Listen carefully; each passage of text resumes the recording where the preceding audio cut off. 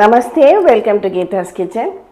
Today for day 2 of Navaratri, our sweet Naivedyam, we are going to make apple Rabdi. And for the Sundal, we will be making Channa Dal Sundal. So here I have 2 apples. First we will grate them.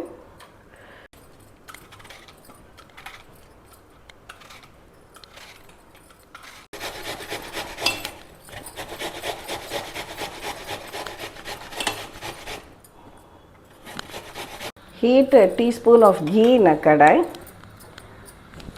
Add these grated apples.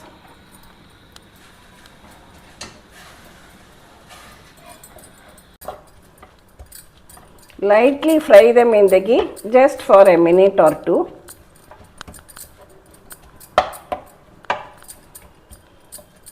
Now remove this and keep it aside. Again put the pan back on heat.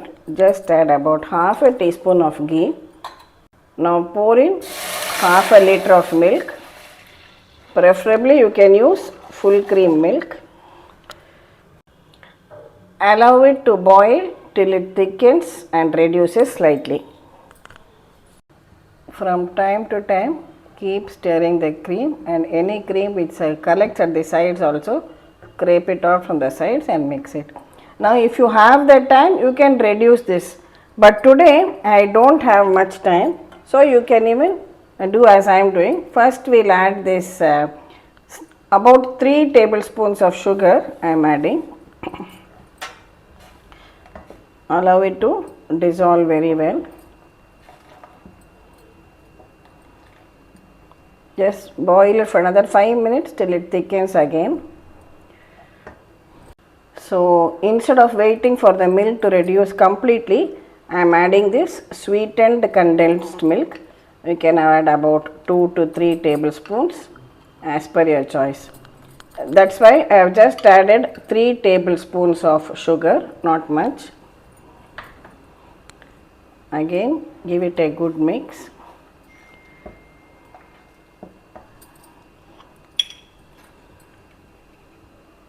Add some cardamom powder.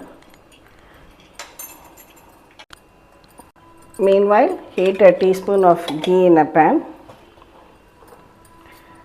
Fry some broken bits of cashew. See, our cashew nuts are browned well. We can switch this off. Add it to the boiling milk.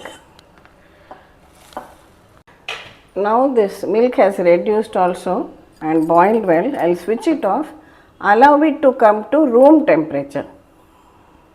Mix all the cream well together in it. Now it has come down to room temperature. At this stage we can add this grated apple which we have sauteed a little bit in ghee. Now mix everything well together. If you add the grated apple to the hot milk, sometimes there is a chance of the milk curdling. So some people they just add the grated apple directly to the hot milk and then they find the milk has curdled. So this way when you add it after the milk is cooled, there is no problem at all. See, you have nice lovely apple rabdi or apple kheer. Finally, you can add some grated pista on top. Today I have pista, so I am adding, use any dry fruits of your choice, whatever we have. Already you have added cashew nuts, so all this additional is just your availability and choice. So our day 2 Prasadam apple Rabdi is now ready. Now we will make the Channa Dal Sundal. For this I have soaked the Channa Dal in hot water for about 3 hours now. Now heat some water. Now add the soaked Channa Dal. We will allow it to cook till it is well done. Add half a teaspoon of ghee while cooking the dal. See, when you are boiling the dal, you will find a whitish layer forming on top. You can just remove it and discard it also. Let's check the dal now. See, it is cooked well At the same time, it has not become very mushy. The grains are separate. So now you can switch it off. Now heat a tablespoon of oil in a pan. Heat some mustard seeds and dry red chilli. I have taken 2 green chillies, a few curry leaves, some hing,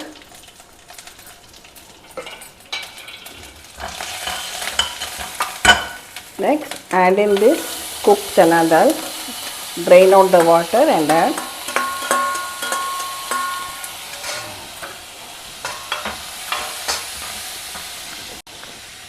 salt to it. Top it up with some fresh grated coconut, about 1 or 2 tablespoons you can add.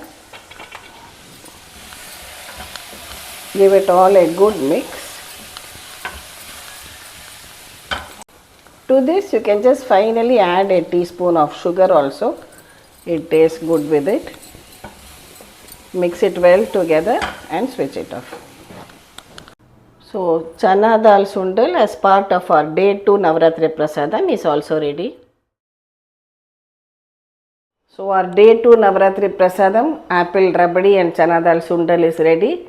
On day 2 we offer it to Ma Durga in the form of Brahmacharini. It is said that she blesses all the family members with a long life. So let us all pray to Ma Durga. And this will be followed by a story on Navratri.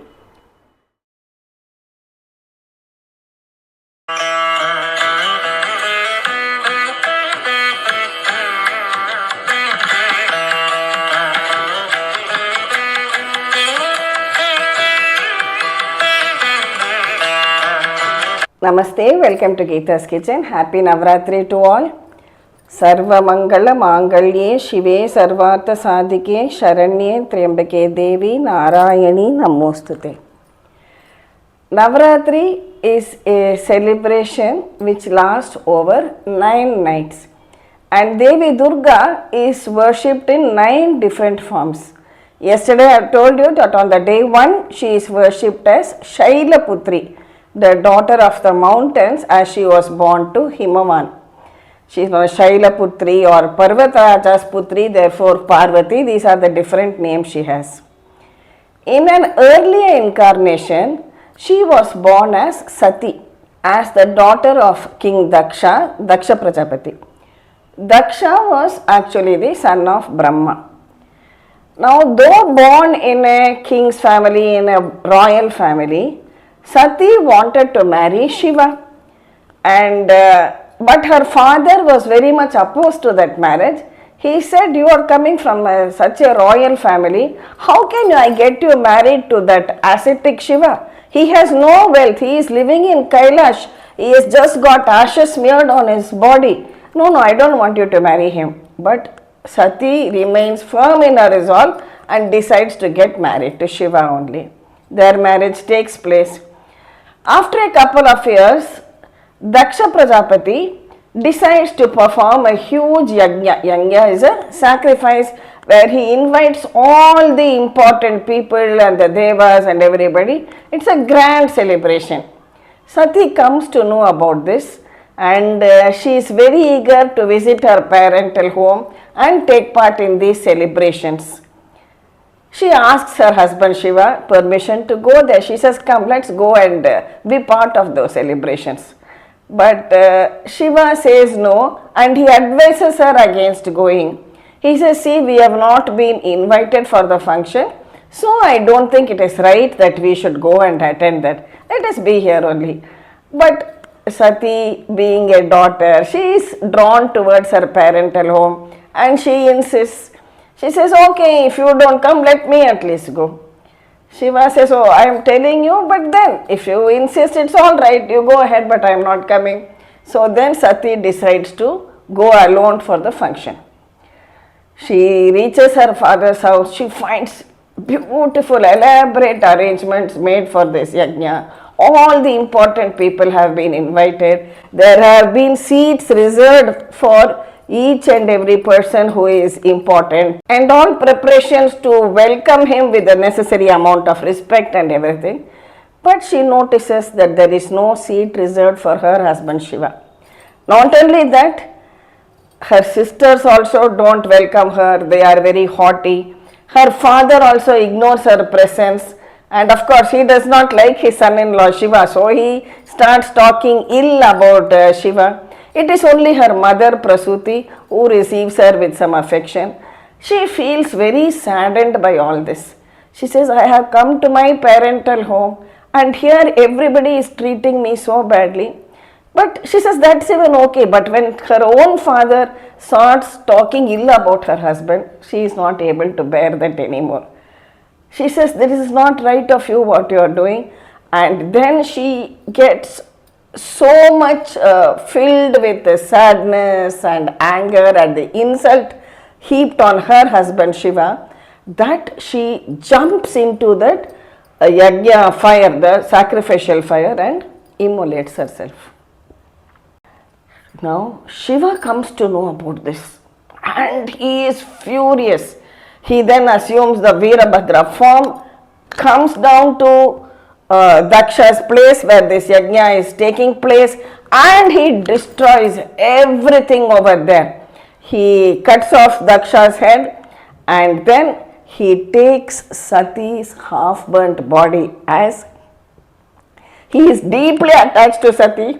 He is unable to bear the separation from Sati. He carries her body and goes across all over the country with her half burnt body in her hands. And it is said that wherever parts of her body fell off, those are the places where the Shakti Pitams, which we know today, 52 Shakti Pitams all over the country. These are no places where they are worshipped, different parts. For example, Adhara Devi I have visited, where Shakti's lips had supposed to be fallen off. Like that, different parts you have 52 Shakti Pitams.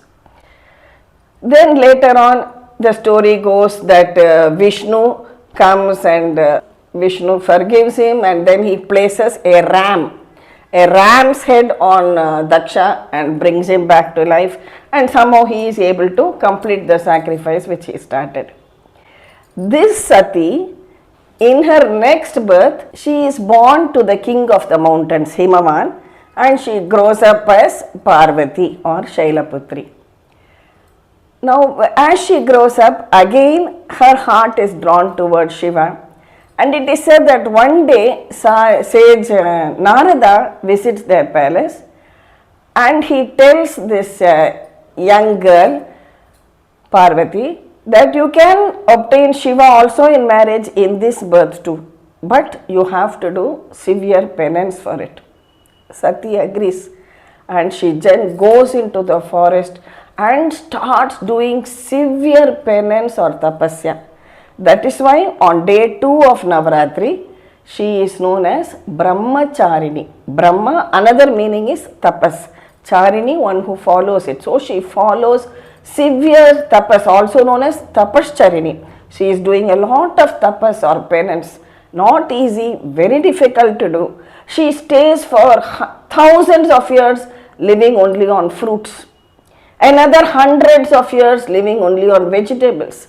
Another couple of thousand of years living only on dry leaves which fall from the trees. And beyond that, she does not even eat the leaves too. That is why she also has the name Aparna. Parna means leaf. Aparna means not even a leaf. She does not even eat a single leaf. That is the kind of strict penance and fasting that she observes. She is sleeping on the floor in the forest in the open sky, and ravaged by all the harsh weather conditions, she just continues her tapas, praying that Shiva should marry her and become her husband. So then seeing her severe tapas, her mother comes there, and she feels very bad looking at the frail and weakened body of her daughter, and she says, "Oh Ma," in the sense, "Oh my God, what has happened to you, my child?" And that is why it is said she also gets the name Uma, because this is the expression which came out from her mother. Then sage Narada says, "Parvati, please stop your tapas now. You have done a lot of penance and tapasya. Shiva will come and take your hand in marriage once again, and then Shiva and Parvati's marriage takes place. So that is why on the second day of Navaratri, she is called as Brahmacharini. So as Brahmacharini, Ma Durga is represented as having a japamala, that is a rosary in her right hand and a kamandalu in her left hand. And people pray to Brahmacharini to give them that strength to observe the fast which they are also observing during Navaratri. See, when you decide to undertake a fast, maybe you say you will eat only one meal a day or you live only on fruits and milk. Sometimes it is not easy. When you say that you won't eat, maybe it's only on those days that your mind is drawn more and more towards food. So, Devi blesses the devotees with penance, devotion, restraint and solitude so that they get that strength to observe the fast, not only the physical strength, the mental strength also to be able to be calm in any adversity and face all challenges in life. So, let us pray to Devi Durga in the form of Brahmacharini and request her or plead with her to bless us with that kind of restraint, that kind of patience, that kind of strength and determination. Ya Devi Sarva Bhuteshu Shanti Rupena Samsthita Namastasyai Namastasyai Namastasyai Namo Namaha. Thank you for watching the video. Please subscribe to Geeta's Kitchen and we'll meet again with another interesting episode from Geeta's Kitchen. Piriva Sharanam. Jai Ambe.